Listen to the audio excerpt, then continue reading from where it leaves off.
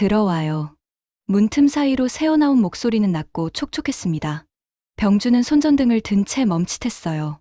1205호 현관문은 반쯤 열려 있었고 안쪽은 어둠뿐이었죠. 무서워요? 아니면 궁금해요? 명희의 음성이 더 가까워졌습니다. 그녀는 문틈에 얼굴을 기댄 채 병주를 바라보고 있었어요. 땀에 젖은 머리카락이 뺨에 붙어 있었고 숨소리가 거칠었죠. 이런 밤엔 다들 혼자잖아요. 당신도 그렇고 나도. 병주는 손전등을 껐습니다. 어둠 속에서 자전거 바퀴 굴러가는 소리가 들렸어요. 아니, 그건 기억 속 소리였을지도 몰라요. 아내가 집을 나가던 그날 밤처럼. 들어올 거예요? 말 거예요? 명희가 문을 더 활짝 열었습니다. 병주는 천천히, 아주 천천히 문턱을 넘었어요. 제시도샤. 자정이 넘은 단지는 고요했습니다. 병주는 손전등을 켜고 천천히 복도를 걸었어요. 15층 계단참에서 담배 연기 냄새가 났고 누군가 버린 소주병이 굴러다녔죠. 벌써 3년째 같은 시간, 같은 길을 도는 일상이었습니다. 그날도 별다를 게 없었어요. 아니, 없을 뻔했죠. 중앙광장을 지나는데 자전거 바퀴 소리가 들렸습니다. 가로등 불빛 아래로 한 여자가 천천히 페달을 밟으며 지나갔어요. 회색 자전거, 검은색 레깅스, 흰색 민소매 티셔츠, 땀에 젖은 등판이 가로등 빛에 반짝였죠. 명희였습니다. 병주는 그녀를 본 적이 있었어요. 1205호 주민. 남편이 죽고 혼자 사는 여자. 낮에는 거의 나오지 않고 밤에만 자전거를 탔죠. 그녀가 벤치 옆을 지나칠 때였습니다. 자전거가 휘청거렸어요. 앞바퀴가 급격히 돌더니 그대로 화단 쪽으로 쏠렸죠. 병주는 본능적으로 달려갔습니다. 위험해요. 그가 소리치며 자전거 핸들을 잡았어요. 명희의 몸이 병주 쪽으로 기울었고 그녀의 어깨가 그의 가슴에 부딪혔죠. 땀 냄새와 샴푸 향이 섞여 코끝을 스쳤습니다. 명희는 숨을 몰아쉬며 병주를 밀어냈어요. 손 떼요. 목소리는 차가웠습니다. 하지만 그녀의 손은 떨리고 있었어요. 병주는 한 발짝 물러섰죠. 바퀴에 바람이 빠진 것 같은데 그가 말했지만 명희는 대답 없이 자전거를 일으켰습니다. 그녀의 팔뚝에 핏줄이 도드라졌고 땀방울이 목선을 타고 흘러내렸어요. 티셔츠 안쪽으로 사라지는 그 물줄기를 병주는 멍하니 바라봤죠. 왜 저렇게 혼자 힘들어하나. 명희가 다시 안장에 올랐습니다. 페달을 밟으려 했지만 자전거는 삐걱거리며 제대로 굴러가지 않았어요. 병주는 다가가 쪼그리고 앉았습니다. 바람 좀 넣어줄게요. 필요 없어요. 명희가 단호하게 말했지만 병주는 이미 펌프를 꺼내고 있었어요. 그는 앞바퀴 캡을 열고 공기를 넣기 시작했죠. 푸슉, 푸슉. 규칙적인 소리가 밤 공기를 채웠습니다. 명희는 안장에 그대로 앉아 병주를 내려다봤어요. 그의 어깨가 움직일 때마다 근육이 드러났고 굵은 손가락이 밸브를 꽉 쥐고 있었죠. 손이 크네. 명희는 그런 생각을 했습니다. 그리고 바로 고개를 돌렸어요. 병주가 일어섰습니다. 이제 괜찮을 거예요. 고맙습니다. 명희 목소리는 여전히 낮았지만 조금은 부드러워졌어요. 그녀가 페달을 밟으려는 순간 병주가 물었습니다. 왜 이 시간에 타세요? 명희는 멈칫했어요. 그리고 천천히 고개를 돌렸죠. 당신은 왜 이 시간에 돌아요? 둘은 잠시 말없이 서로를 바라봤습니다. 명희의 눈빛은 깊었어요. 무언가 삼킨 듯한, 아니 삼키려 애쓰는 듯한 눈이었죠. 사람이 없어서요. 병주가 대답했습니다. 명희는 희미하게 웃었어요. 저도요. 그녀가 다시 페달을 밟았고 자전거는 어둠 속으로 사라졌습니다. 병주는 그 자리에 한참 서 있었어요. 손바닥에 남은 온기가 식지 않았죠. 다음 날 오후 병주는 관리사무소에서 김미경을 만났습니다. 어제 1205호 여자 도와줬다며? 미경이 커피를 홀짝이며 물었어요. 바람 좀 넣어줬을 뿐이에요. 그 여자, 조심해. 많이 무너졌던 여자야. 미경의 목소리가 낮아졌습니다. 남편이 죽기 전에 많이 싸웠대. 소문에는 손찌검도 있었다던데. 병주는 커피를 한 모금 마셨어요. 쓴맛이 혀끝에 맴돌았죠. 그래도 사람인데, 사람이라서 더 무서운 거야. 특히 상처 입은 사람은. 미경이 자리에서 일어났습니다. 병주는 창밖을 봤어요. 저 멀리 중앙광장 벤치에 명희가 앉아 있었습니다. 그녀는 자전거를 세워두고 하늘을 올려다보고 있었죠. 병주의 가슴 어딘가가 조여들었어요. 저 여자도 외로운 걸까? 그는 자리에서 일어나 밖으로 나갔습니다. 발걸음은 저절로 광장 쪽으로 향했죠. 명희는 병주를 보자 고개를 돌렸습니다. 또 왔네요. 산책 중이었어요. 병주가 어색하게 웃었어요.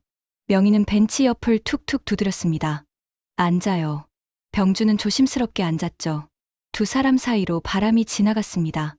명희가 입을 열었어요. 당신, 이혼했죠? 병주는 놀라 그녀를 봤습니다. 어떻게? 표정이요. 혼자 사는 남자 표정이 따로 있어요. 명희가 자전거 핸들을 쓰다듬었습니다. 저도 그래요. 혼자 사는 여자 표정. 병주는 대답하지 않았어요. 그저 그녀 옆에 앉아 같은 하늘을 바라봤죠. 두 사람의 그림자가 바닥에 나란히 드리워졌습니다. 일주일이 지났습니다. 병주는 매일 밤 순찰을 돌았고 명희는 매일 밤 자전거를 탔어요. 두 사람은 스쳐 지나갈 때마다 눈빛을 주고받았죠. 말은 없었지만 그 시선 속엔 뭔가 끈적한 게 묻어 있었습니다. 그날 밤도 그랬어요. 병주가 12층 복도를 지나는데 뒤에서 덜컹거리는 소리가 들렸습니다. 돌아보니 명희가 자전거를 끌고 올라오고 있었어요. 엘리베이터가 고장났나 봤죠. 도와드릴까요? 병주가 다가갔습니다. 명희는 숨을 헐떡이며 고개를 저었어요. 얼굴은 붉게 상기되어 있었고 목덜미엔 땀이 송골송골 맺혀 있었죠. 회색 티셔츠가 몸에 달라붙어 속옷 라인이 비쳐 보였습니다. 병주는 시선을 돌렸어요. 괜찮아요. 혼자 할 수 있어요. 명희가 다시 자전거를 끌었지만 페달이 계단 모서리에 걸렸습니다. 덜컹. 자전거가 뒤로 밀리며 명희의 몸도 함께 흔들렸어요. 병주가 재빨리 그녀의 허리를 붙잡았습니다. 두 사람의 몸이 밀착됐죠. 명희의 등이 병주의 가슴에 닿았고 그녀의 숨소리가 귓가에 스쳤어요. 달콤하면서도 약간 시큼한 땀 냄새가 코를 찔렀습니다. 나요. 명희가 낮게 말했지만 몸은 움직이지 않았어요. 병주도 손을 떼지 못했습니다. 그녀의 허리가 생각보다 가늘었고 심장 뛰는 소리가 손바닥에 전해졌죠. 이러면 안 되는데. 명희가 몸을 돌렸습니다. 두 사람의 얼굴이 가까워졌어요. 숨결이 섞일 만큼. 자전거, 제가 들어드릴게요. 병주가 먼저 물러섰습니다. 명희는 아무 말 없이 고개를 끄덕였어요. 병주가 자전거를 들고 12층 복도를 올라갔고 명희는 그 뒤를 따랐습니다. 1205 앞에 도착했을 때 명희가 열쇠를 꺼냈어요. 문이 열렸습니다. 어둡고 좁은 현관.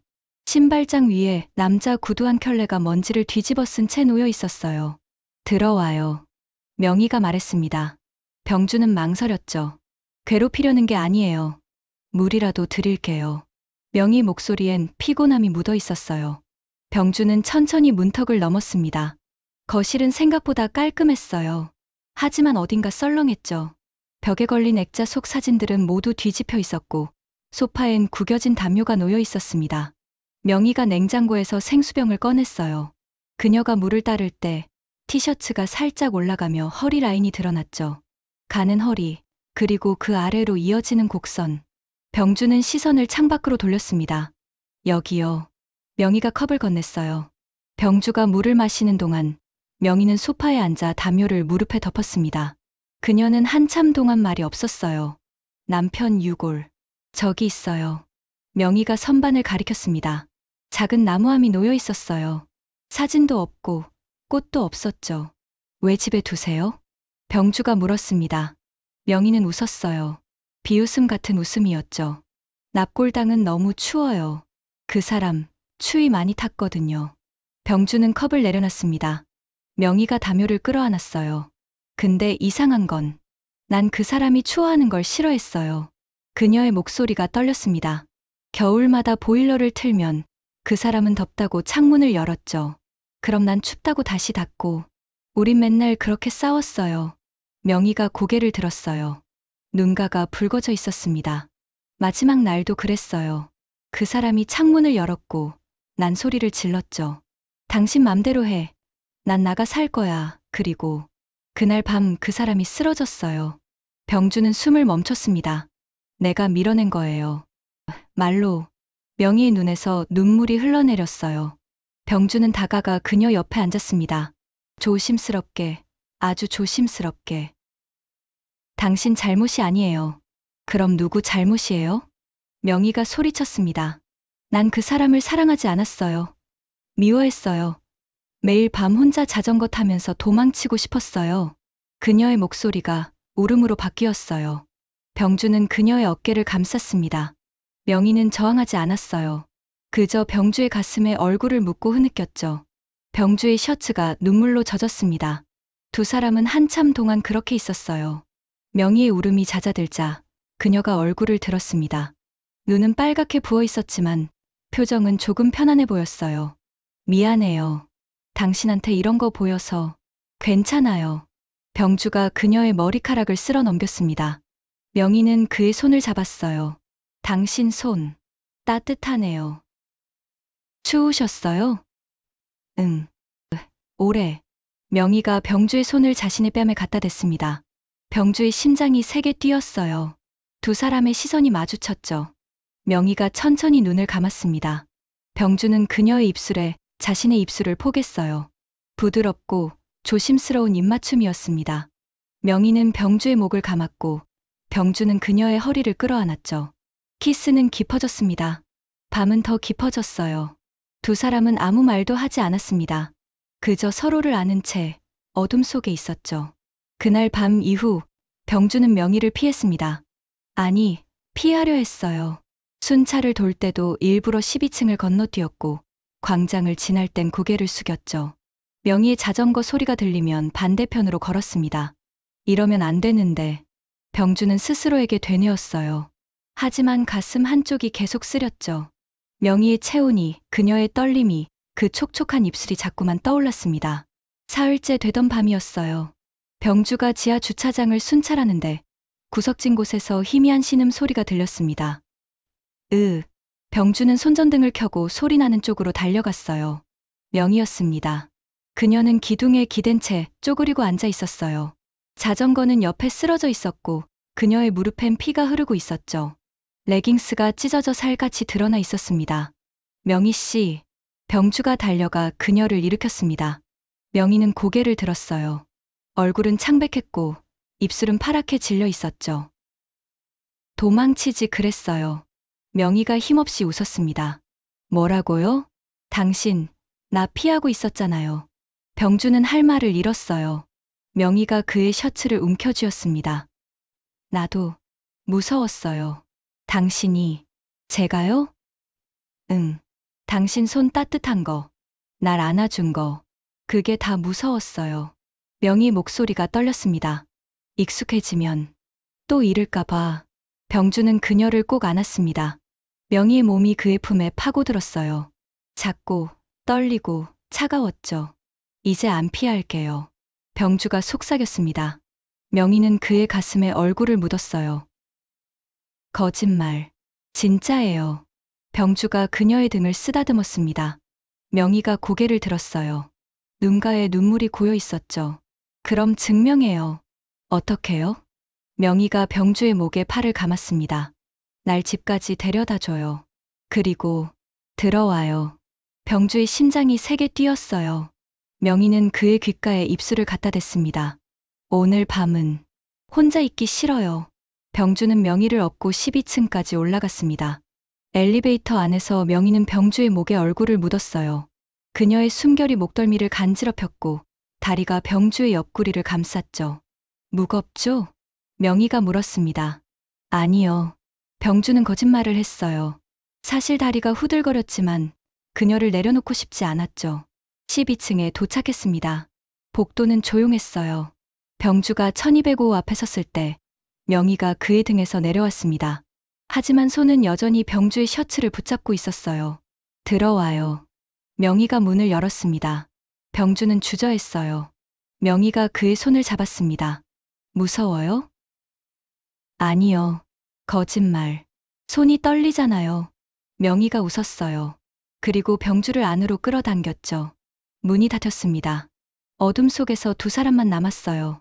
명희가 병주의 셔츠 단추를 풀기 시작했습니다.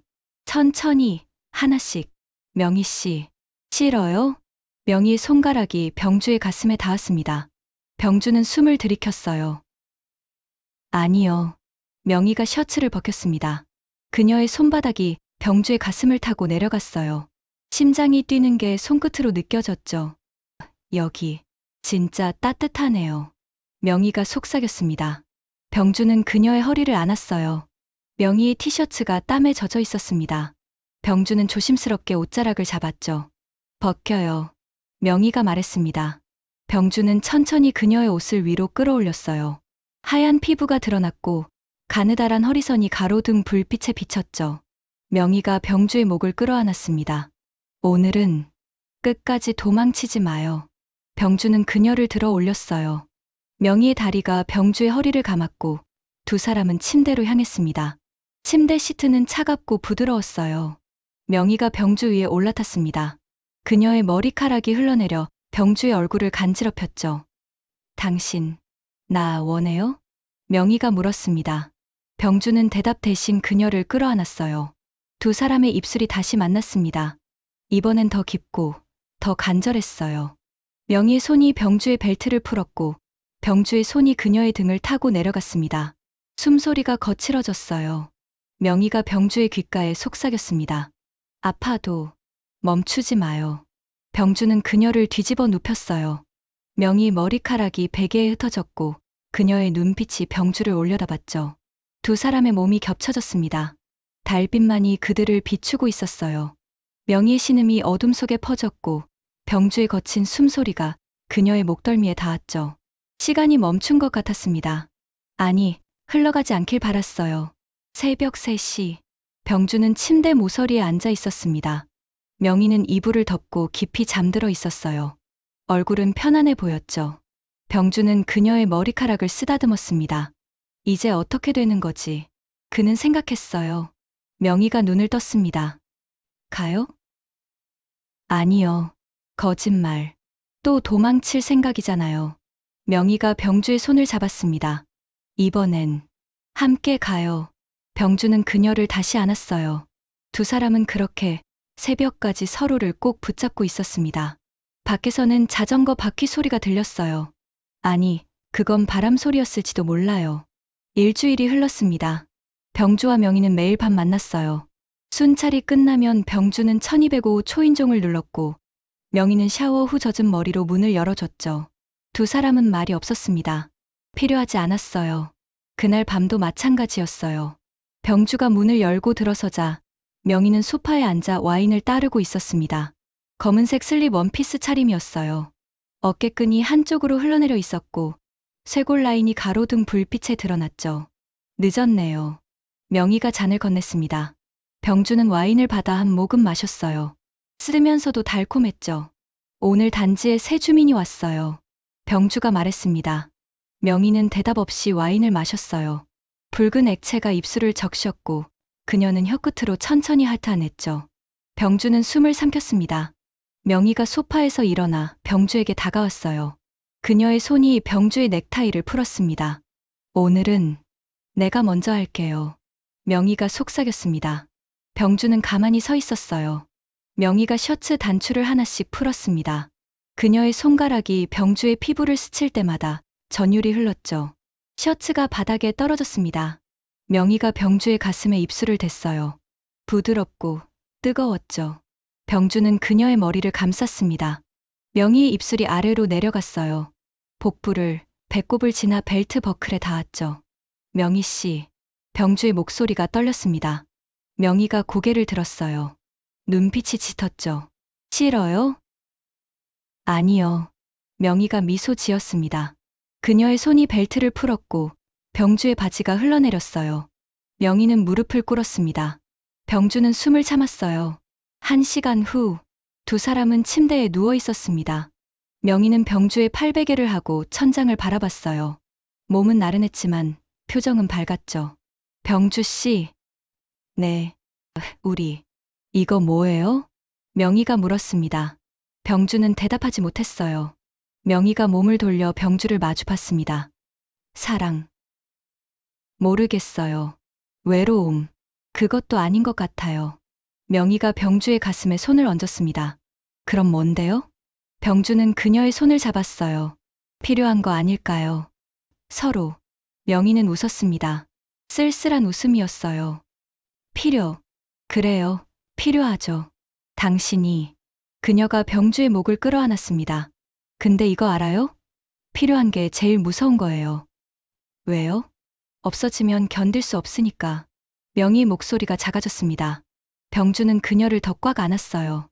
안 없어져요. 약속해요? 약속할게요. 명희는 병주의 입술에 키스했습니다. 길고 깊은 키스였어요. 두 사람은 다시 얽혔습니다. 이번엔 더 천천히, 더 간절하게. 다음 날 오후, 병주는 관리사무소에서 명희의 자전거를 수리하고 있었어요. 체인을 갈고, 기어를 조정하고, 안장도 새 걸로 바꿨죠. 김미경이 커피를 들고 다가왔습니다. 요즘 1205랑 자주 보이던데? 병주는 손을 멈추지 않았어요. 자전거 고쳐주는 중이에요. 자전거만? 미경이 웃었습니다. 병주는 대답하지 않았어요. 미경이 한숨을 쉬었습니다. 조심해. 그 여자, 남편 죽고 나서 많이 이상해졌어. 밤마다 혼자 자전거 타고 사람도 안 만나고 외로웠던 거겠죠. 외로운 게 문제가 아니야. 그 여자, 자기 남편 죽인 거 죄책감 때문에 미쳐가고 있어. 병주는 렌치를 내려놨습니다. 죽인 게 아니라 자연사했다고 들었는데요. 그게 그거야. 마음속으로 죽였으면 죽인 거지. 미경이 자리를 떴습니다. 병주는 자전거를 바라봤어요. 안장에 명희의 체온이 남아있는 것 같았죠. 그날 밤, 병주가 고쳐놓은 자전거를 끌고 1205호로 갔습니다. 명희는 문을 열자마자 자전거를 보고 눈을 빛냈어요. 완전히 새 거 같아요. 안장이랑 체인 바꿨어요. 명희가 안장에 손을 댔습니다. 그리고 병주를 올려다봤죠. 고마워요. 별 말씀을요. 명희가 병주의 손을 잡았습니다. 같이 탈래요? 지금요? 응. 단지 밖으로 나가요. 병주는 망설였어요. 명희가 그의 손을 꽉 쥐었습니다. 한 번만. 함께. 병주는 고개를 끄덕였습니다. 자정이 넘은 도로. 명희는 자전거를 타고 달렸고 병주는 그 옆에서 뛰었어요. 가로등 불빛이 두 사람의 그림자를 길게 늘렸죠. 명희가 웃으며 소리쳤습니다. 더 빨리. 병주도 속도를 높였어요. 바람이 얼굴을 스쳤고 심장이 빠르게 뛰었죠. 명희가 자전거를 멈췄습니다. 한적한 공원 벤치 앞이었어요. 두 사람은 나란히 앉았습니다. 명희가 병주의 어깨에 머리를 기댔어요. 이렇게 달리는 게 좋아요. 왜요? 도망치는 것 같아서. 명희 목소리가 떨렸습니다. 뭐로부터요? 나 자신으로부터. 병주는 그녀의 손을 잡았어요. 명희가 고개를 들었습니다. 병주 씨는요? 뭐로부터 도망치고 있어요? 병주는 하늘을 바라봤어요. 과거요. 이혼. 그것도 있고. 명희가 병주의 뺨을 어루만졌습니다. 우리 참 닮았네요. 그런가요? 응. 둘 다 도망치는 거. 명희가 병주에게 키스했습니다. 달빛 아래 두 사람만의 시간이었어요. 병주는 그녀를 끌어안았고 명희는 그의 품에 안겼죠. 오늘은 여기서 하면 안 돼요? 명희가 속삭였습니다. 병주는 숨을 멈췄어요. 명희가 그의 셔츠 안으로 손을 밀어 넣었습니다. 아무도 없잖아요. 병주는 주위를 둘러봤어요. 정말 아무도 없었죠. 명희가 그의 무릎 위에 올라탔습니다. 벤치 위에서 두 사람은 다시 하나가 되었어요. 밤은 깊었고 별은 반짝였습니다. 이틀 후, 병주는 순찰을 마치고 집으로 돌아가는 길이었어요. 1205 앞을 지나는데 문틈으로 낯선 남자 목소리가 들렸습니다. 누나, 이게 뭐야? 남자 구두잖아. 병주는 발걸음을 멈췄어요. 상관 마. 내 집이야. 명희의 목소리였습니다. 차갑고 날카로웠죠. 형부 죽은 지 얼마나 됐다고 벌써 남자를? 창피한 줄 알아야지. 문이 벌컥 열렸습니다. 30대 중반으로 보이는 남자가 나왔어요. 명희의 남동생이었죠. 병주와 눈이 마주쳤습니다. 당신이 그 남자야? 남동생이 병주를 노려봤어요. 병주는 침착하게 대답했습니다. 경비원입니다. 경비원. 웃기네. 한밤중에 경비원이 우리 누나 집에 왜 있어? 명희가 뛰어나왔습니다. 민수야, 그만해. 누나가 그만해. 형부 유골도 제대로 안 모시고 남자나 끌어들이고. 민수가 소리쳤어요. 명희의 얼굴이 창백해졌습니다. 병주가 앞으로 나섰어요. 말씀 조심하세요. 뭐, 당신이 뭔데 끼어들어? 민수가 병주의 가슴을 밀었습니다. 병주는 흔들리지 않았어요. 명희 씨를 모욕하지 마세요. 모욕. 스스로 창피한 짓 하는데 무슨 모욕이야. 명희가 민수의 팔을 잡았습니다. 나가. 당장. 누나. 나가라고. 명희가 비명처럼 소리쳤어요. 민수는 병주를 한 번 더 노려본 후 계단으로 사라졌습니다. 복도에 정적이 흘렀어요. 명희는 벽에 기댄 채 고개를 숙였습니다. 어깨가 떨리고 있었죠. 병주가 다가갔어요. 괜찮아요? 명희는 대답하지 않았습니다. 그녀의 눈에서 눈물이 떨어졌어요. 병주는 그녀를 안으려 했지만 명희가 손을 뿌리쳤습니다. 들어가 봐요. 명희 씨, 혼자 있고 싶어요. 명희가 문을 닫았습니다. 병주는 그 앞에 한참 서 있었어요. 안에서 명희의 울음소리가 새어나왔죠. 다음 날 밤, 병주는 1205 초인종을 눌렀습니다. 대답이 없었어요. 다시 눌렀지만 여전히 조용했죠. 병주는 전화를 걸었습니다. 명희는 받지 않았어요. 불안한 마음에 병주는 비상 마스터키를 가져왔습니다. 문을 열었어요. 거실은 어두웠고 소파엔 명희가 웅크리고 앉아 있었습니다. 술병이 바닥에 굴러다녔어요. 명희 씨, 병주가 달려가 그녀를 일으켰습니다. 명희는 술에 취해 있었어요. 얼굴은 붉게 상기되어 있었고 눈빛은 풀려 있었죠. 왔네. 명희가 중얼거렸습니다. 또 왔어. 병주는 그녀를 소파에 눕혔어요. 명희가 병주의 손을 잡았습니다. 나 나쁜 여자야. 아니에요. 아니야. 난 남편을 사랑하지 않았어. 미워했어. 죽어서 시원하다고 생각했어. 명희 목소리가 떨렸습니다. 병주는 그녀의 머리를 쓰다듬었어요. 그건 당신 잘못이 아니에요. 그럼 누구 잘못이야? 명희가 소리쳤습니다. 왜 다들 날 비난해? 왜 난 행복하면 안 돼? 그녀가 병주의 셔츠를 움켜쥐었어요. 왜? 당신 만나면 안 돼. 명희가 울음을 터뜨렸습니다. 병주는 그녀를 꽉 안았어요. 명희는 병주의 가슴에 얼굴을 묻고 흐느꼈죠. 한참 후 울음이 잦아들었어요. 명희가 고개를 들었습니다. 눈은 빨갛게 부어 있었지만 눈빛은 또렷했죠. 병주 씨. 네. 나 안아줘요. 명희가 병주의 목에 팔을 감았습니다. 오늘은 3개. 병주는 망설였어요. 명희가 그의 귓가에 속삭였습니다. 아프게 해줘요. 그래야 내가 살아있는 걸 느낄 수 있어. 병주는 그녀를 침대로 데려갔습니다. 명희는 스스로 옷을 벗었어요. 원피스가 바닥에 떨어졌고 하얀 피부가 어둠 속에서 드러났죠. 병주도 옷을 벗었습니다. 두 사람은 침대 위에서 격렬하게 얽혔어요. 명희는 손톱으로 병주의 등을 긁었고 병주는 그녀의 허벅지를 거칠게 움켜쥐었죠. 더 3개. 명희가 신음했습니다. 병주는 그녀의 요청대로 했어요. 침대가 삐걱거렸고 명희의 비명이 방 안을 채웠죠. 시간이 얼마나 흘렀을까요? 두 사람은 땀에 젖은 채 침대에 누워 있었습니다. 명희는 병주의 팔 안에서 가쁜 숨을 몰아쉬었어요. 고마워요. 명희가 속삭였습니다. 병주는 그녀의 머리카락을 쓰다듬었어요. 명희가 몸을 일으켰습니다. 그녀는 병주 위에 올라타 그를 내려다봤죠. 한 번 더. 명희 씨. 제발. 명희의 눈에서 눈물이 흘렀습니다. 병주는 그녀의 허리를 잡았어요. 두 사람은 다시 움직이기 시작했습니다. 이번엔 더 천천히, 더 깊게. 새벽 4시. 병주는 침대에서 일어나 옷을 입었어요. 명희는 이불을 덮고 잠들어 있었습니다. 병주가 문을 나가려는데 명희가 눈을 떴어요. 가요? 일찍 출근해야 해서요. 명희는 일어나 병주에게 다가왔습니다. 이불을 두른 채였죠. 병주 씨. 네. 우리 그만할까요? 병주는 숨을 멈췄어요. 명희가 그의 뺨을 어루만졌습니다. 당신까지 힘들게 하고 싶지 않아요.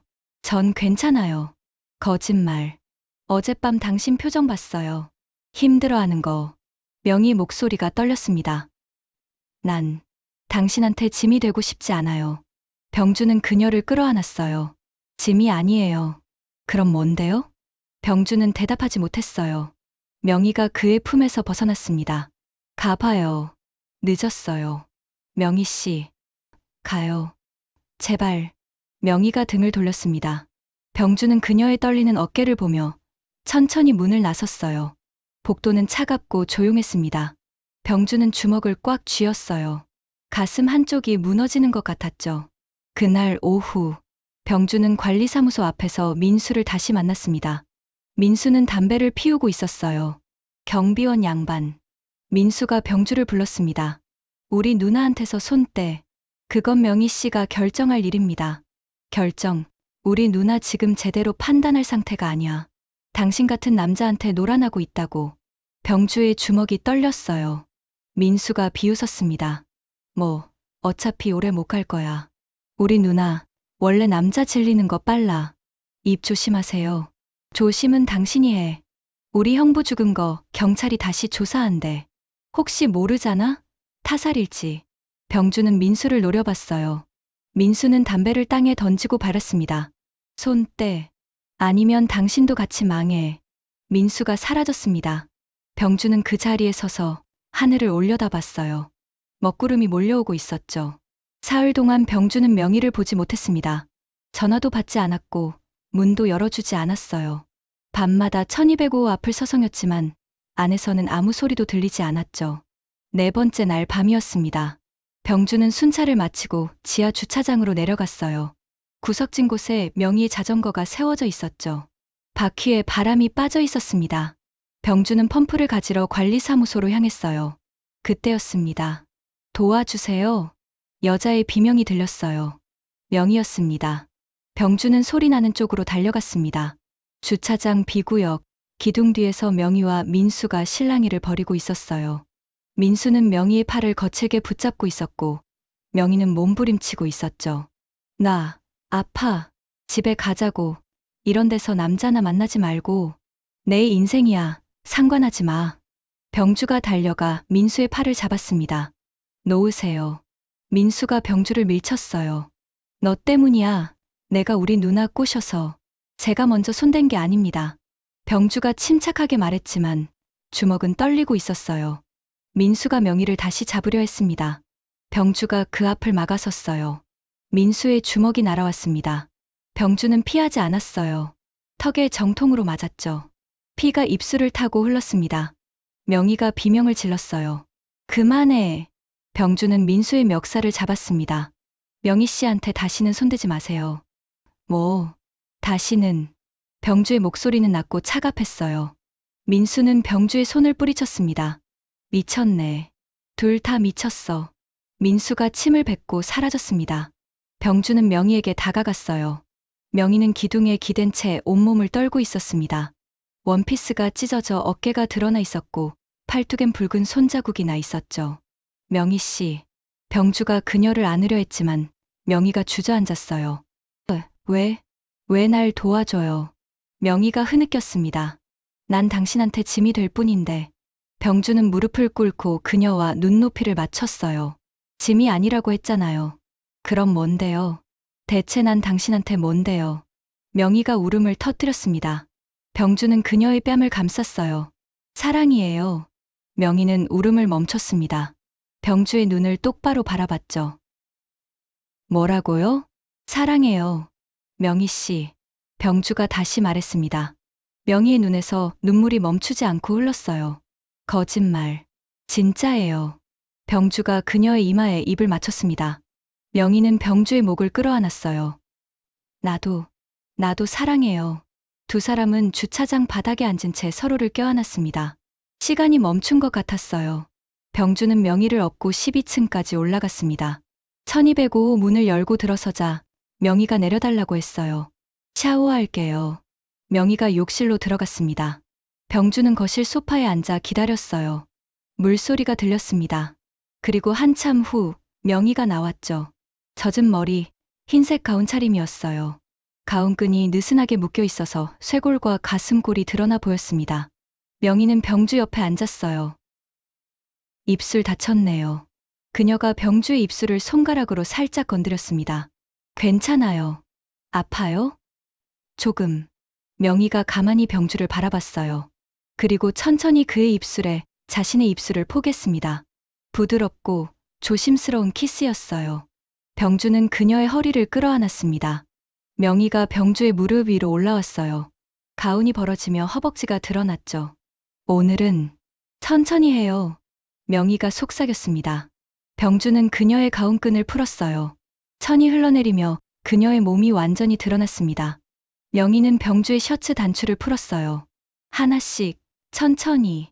두 사람은 소파 위에서 얽혔습니다. 명희의 신음이 작고 낮게 울렸고 병주의 거친 숨소리가 그녀의 목덜미에 닿았죠. 병주 씨. 네. 더 깊이. 병주는 그녀를 더 꽉 안았어요. 두 사람의 몸이 완전히 겹쳐졌습니다. 명희는 병주의 등을 쓰다듬었고 병주는 그녀의 허리를 움켜쥐었죠. 시간은 천천히 흘렀습니다. 두 사람은 서로를 느끼며 하나가 되어갔어요. 1시간 후, 두 사람은 침대로 옮겨갔습니다. 명희는 병주의 가슴에 얼굴을 묻고 있었어요. 병주 씨. 응. 우리 이대로 괜찮을까요? 명희가 물었습니다. 병주는 그녀의 머리를 쓰다듬었어요. 뭐가요? 다른 사람들 눈. 내 동생. 단지 사람들.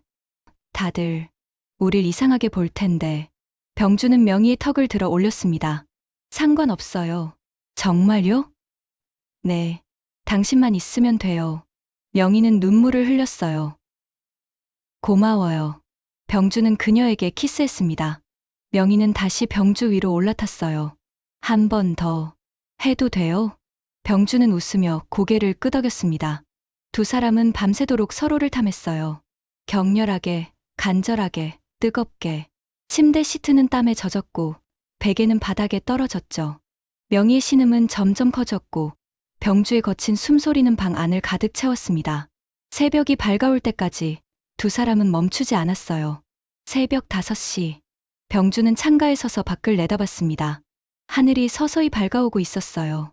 명희가 뒤에서 그를 껴안았습니다. 이불을 두른 채였죠. 앉아요? 곧 출근해야 해서요. 명희는 병주의 등에 볼을 비볐어요. 오늘 밤도 와요? 올게요.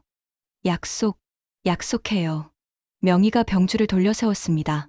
그리고 깊은 키스를 했어요. 사랑해요. 명희가 속삭였습니다. 나도 사랑해요. 병주가 대답했습니다. 두 사람은 다시 한번 껴안았어요. 아침 햇살이 창문으로 들어왔고 새로운 하루가 시작되고 있었습니다. 하지만 둘 다 알고 있었어요. 이건 끝이 아니라 시작일 뿐이라는 걸. 일주일이 흘렀습니다. 병주와 명희는 더 이상 숨지 않았어요. 단지 사람들이 수군거려도 민수가 찾아와 소리를 질러도 개의치 않았죠. 두 사람은 함께 있었습니다. 그것만으로 충분했어요. 그날 오후 명희가 병주에게 전화를 걸었습니다. 병주 씨, 잠깐 올라올 수 있어요? 무슨 일이에요? 보여줄 게 있어요. 목소리가 떨리고 있었어요. 병주는 곧바로 1205호로 향했습니다. 문을 열자 명희는 침대에 앉아 낡은 일기장을 무릎에 올려놓고 있었어요. 이거 남편 일기장이에요. 명희가 말했습니다. 병주는 그녀 옆에 앉았어요. 오늘 정리하다가 발견했어요. 옷장 깊숙한 곳에 숨겨져 있었죠. 명희가 일기장을 펼쳤습니다. 거기엔 빼곡한 글씨들이 적혀 있었어요. 읽어봐요. 명희가 병주에게 건넸습니다. 병주는 천천히 읽기 시작했어요. 2022년 9월 15일. 오늘도 명희와 싸웠다. 내가 창문을 열었다고. 사실 난 알고 있다. 명희가 날 사랑하지 않는다는 걸. 하지만 난 그녀를 놓을 수가 없다. 내가 너무 집착하는 걸까? 2022년 10월 3일. 명희가 또 자전거를 탔다. 밤늦게까지. 돌아오지 않을까봐 무서웠다. 하지만 붙잡을 수도 없었다. 내가 그녀를 가둬놓고 있다는 걸 알기 때문에. 2022년 11월 20일. 가슴이 아프다. 병원에 가봤지만 의사는 스트레스 때문이라고 했다. 명희에게 말하지 못했다. 그녀가 걱정할까 봐가 아니라 그녀가 해방되길 바랄까 봐. 병주는 페이지를 넘겼어요. 2023년 1월 5일. 명희가 소리쳤다. 당신 맘대로 해. 난 나가 살 거야. 그 말을 듣는 순간 가슴이 터질 것 같았다. 아팠다. 너무 아팠다. 하지만 조금은 안심이 됐다. 이제 그녀가 자유로워질 수 있겠구나. 2023년 1월 5일 밤. 이게 마지막 글이 될 것 같다. 가슴 통증이 심해졌다. 119를 불러야 할까? 아니다. 명희를 깨우고 싶지 않다. 그녀는 저 방에서 자고 있다. 평화로운 얼굴로. 내가 사라지면 그녀는 웃을 수 있을까? 그랬으면 좋겠다. 명희야, 미안하다. 그리고 사랑한다. 병주는 일기장을 덮었습니다. 명희는 눈물을 흘리고 있었어요. 그 사람, 날 사랑했어요. 끝까지. 네. 난 몰랐어요. 그 사람이 아팠다는 것도, 혼자 죽어갔다는 것도. 명희가 흐느꼈습니다. 병주는 그녀를 안았어요. 당신 잘못이 아니에요. 그럼 누구 잘못이에요? 명희가 병주의 가슴을 쳤습니다. 왜 말 안 했어요? 왜 혼자 아파했어요? 그녀의 울음이 터져 나왔습니다. 병주는 그녀를 더 꽉 안았어요. 한참 후 명희의 울음이 잦아들었습니다. 그녀가 얼굴을 들었어요. 병주 씨. 네. 나 이제 괜찮을 것 같아요. 명희가 웃었습니다. 눈물 섞인 미소였죠. 그 사람이 날 용서해 준 것 같아요. 병주는 그녀의 눈물을 닦아줬어요. 명희가 병주의 손을 잡았습니다. 이제 진짜 당신만 바라봐도 돼요? 당연하죠. 명희가 병주에게 키스했습니다. 깊고 간절한 키스였어요. 병주는 그녀를 침대로 눕혔습니다. 명희의 원피스가 벗겨졌고 병주의 셔츠도 바닥에 떨어졌죠. 두 사람은 얽혔습니다. 이번엔 달랐어요. 더 진심으로, 더 사랑으로. 명희는 병주의 얼굴을 쓰다듬었고 병주는 그녀의 몸을 천천히 탐했습니다. 사랑해요. 명희가 신음처럼 속삭였어요. 나도. 병주가 대답했습니다. 두 사람의 몸이 완전히 겹쳐졌어요. 움직임은 느렸지만 깊었습니다. 명희의 손이 병주의 등을 쓰다듬었고 병주의 입술이 그녀의 목선을 따라 내려갔죠. 시간이 천천히 흘렀습니다. 두 사람은 서로를 느끼며 하나가 되었어요. 1시간 후, 두 사람은 나란히 누워 있었습니다. 명희가 병주의 가슴에 손을 얹었어요. 병주 씨. 응. 우리 여기서 나갈까요? 병주는 그녀를 바라봤습니다. 어디로요? 어디든. 이 단지 아닌 곳. 명희가 천장을 바라봤어요. 여긴 기억이 너무 많아요. 좋은 것도 나쁜 것도. 병주는 그녀의 손을 잡았습니다. 그럼 나가요. 같이. 명희가 병주를 바라봤어요. 정말요? 네. 당신이 원한다면. 명희의 눈에서 눈물이 흘렀습니다. 고마워요. 병주는 그녀를 끌어안았어요. 명희가 병주의 품에서 속삭였습니다. 오늘 밤. 마지막으로 여기서 해요. 마지막? 응. 새 집에서는 새로운 우리로 시작하고 싶어요. 병주는 고개를 끄덕였습니다. 명희가 병주 위로 올라탔어요. 그러니까 오늘은 실컷 해요. 그녀의 눈빛이 짙어졌습니다. 병주는 그녀의 허리를 잡았어요. 두 사람은 다시 움직이기 시작했습니다. 격렬하게, 간절하게. 명희의 신음이 방 안을 가득 채웠고 병주의 거친 숨소리가 그녀의 피부에 닿았죠. 침대는 삐걱거렸고 이불은 바닥으로 떨어졌습니다. 두 사람은 밤새도록 서로를 탐했어요. 마지막인 것처럼, 처음인 것처럼. 새벽 4시. 병주는 창가에 서서 밖을 내다봤습니다. 명희가 뒤에서 그를 껴안았어요. 뭐 봐요? 별. 안 보이는데요. 그래도 있어요. 구름 뒤에. 명희는 병주의 등에 볼을 비볐습니다. 병주 씨. 응. 행복해요. 나도요. 이대로. 영원했으면 좋겠어요. 병주는 그녀의 손을 꽉 쥐었어요. 영원할 거예요. 명희는 웃었습니다. 거짓말쟁이. 진짜예요. 두 사람은 창가에 서서 밝아오는 하늘을 바라봤어요. 새로운 시작이 기다리고 있었습니다. 그리고 두 사람은 함께였어요. 그것만으로 충분했습니다. 그날 오후, 명희는 남편의 유골함을 납골당으로 옮겼습니다. 병주가 함께 갔어요. 명희는 유골함 앞에 꽃을 놓고 한참 동안 말없이 서 있었습니다. 고마웠어요. 그리고 미안했어요. 명희가 속삭였습니다. 이제 편히 쉬세요.